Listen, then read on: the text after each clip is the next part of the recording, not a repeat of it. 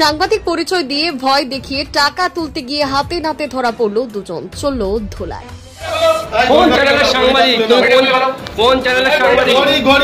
আর কোথায় কোথায় টাকা নিয়েছেন? আগে কোথায় কোথায় টাকা নিয়েছেন? সাংবাদিকতা কবে থেকে করছেন? সাংবাদিক পরিচয় দিয়ে দীর্ঘদিন ধরে ভয় দেখিয়ে বিভিন্ন ব্যক্তির কাছ থেকে টাকা পয়সা নেওয়ার অভিযোগ উঠেছিল আগে। এবার সেই দুজনকে হাতে নাতে ধরে আটকে রেখে চলল ধোলায়। শেষমেশ প্রশাসনের কাছে মুচলেখা দিয়ে ছাড়া পেল তারা।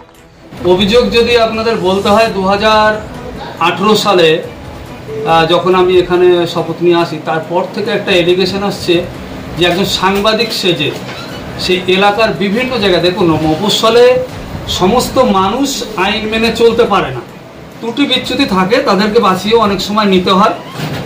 তো ইনি সেই সমস্ত মাইনাস পয়েন্টগুলো দেখে দেখে সাধারণ মানুষের কাছ থেকে বিভিন্নভাবে তাদের ব্ল্যাকমেল করছে। কখনো বিএলআরও লোক পাঠিয়েছে, কখনো ডাক মাস্টার লোক পাঠিয়েছে। ভাগ্য ভালো যে পঞ্চায়েত প্রধানের নামটা করেনি, এইভাবে উনি টাকা তুলছেন। ঘটনাটি ঘটেছে গাইঘাটা থানা ধর্মপুর 1 নম্বর পঞ্চায়েত এলাকায়।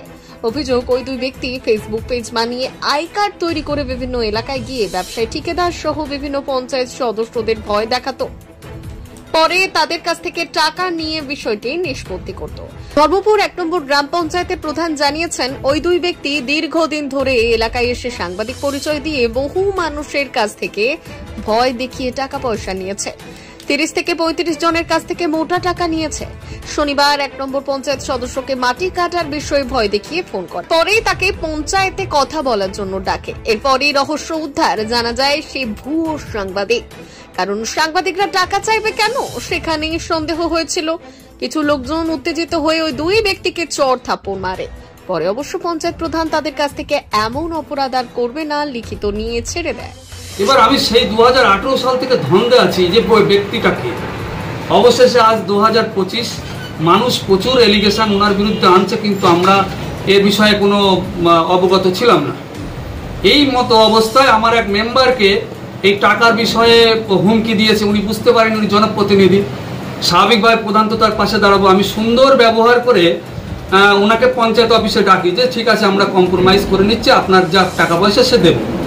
বলছে ফোনে এত কথা বলা ঠিক না, আপনার অফিসে এসে প্রধান সাহেব কথা বলুন। এবার যথারীতি উনি এসছেন, আসার পর ওনার সঙ্গে কথাবার্তা হওয়ার পরে উনি বলছে সব রেকর্ড আছে, আপনাদের কিছু টাকা পয়সা আমাদের বিয়ার করতে হবে। যেখানে আমাদের অপরাধটা কোথায়? তা বলছে আপনার মেম্বার ওই যে জমিতে মাটি ফেলছে, মানে ও তো ডাঙা জমি, ডাঙা জমিতে মাটি ফেলছে, তাতে বাস্তু করছে, সমস্যা কোথায়? তা বলছে না, অনেক মাইনাস পয়েন্ট আছে, টাকা পয়সা দিতে হবে, আর যদি না দেওয়া হয় আমার কাছে অনেক রেকর্ড আছে, এগুলো আমি বাস্ট করবো। তখন আমি সাথে সাথে বাইরে থেকে ব্ল্যাকমেল করছিল, ব্ল্যাকমেল, এবং ব্ল্যাকমেল আজ থেকে না 2018 সাল থেকে আজকে আমার সামনে পড়লো, এবং এইভাবে প্রচুর টাকা তুলেছে, যার প্রমাণ এবং আমার হাতেই রয়েছে। তাদেরকেও ডেকেছিলাম। যখন এটা জানতে পেরেছি, সাথে সাথে আমার কর্মীকে বললাম ইশারা করে যে বাইরে থেকে গেটটা টানো। গেটটা টানার পরে তখন যারা যারা টাকা এরকম দিয়েছে তাদের এক এক করে ডেকেছি। তারা এসে বলছে এই সেই ভদ্রলোক। কত লোকের কাছ থেকে টাকা নিয়েছে? আনুমানিক প্রায় 34 থেকে 35 জনের কাছ থেকে মোটা অঙ্কের। আর যদি ছোটখাটো ওই 500, 700, 1000 যদি ধরি তাহলে 1-150। সাংবাদিক পরিচয় দিয়ে এভাবে মানুষকে কৌশলে ভয় দেখিয়ে টাকা তোলার ঘটনায় ব্যাপক চাঞ্চল্য ছড়িয়েছে। স্থানীয়দের অভিযোগ, ফেসবুক পেজ বানিয়ে গাড়িতে প্রেস লিখে পরিচয়পত্র তৈরি করে সাংবাদিক সেজে বহু যুবক বাজারে দাপিয়ে বেড়াচ্ছে। তাদের কাছে কোনো বৈধ কাগজপত্র না থাকলেও খালি চোখের সাধারণ মানুষ তা বুঝতে পারছে না। আর এসব ভুয়ো সাংবাদিকদের দৌড়তে অতিষ্ঠ মানুষ বলে জানিয়েছেন তারা।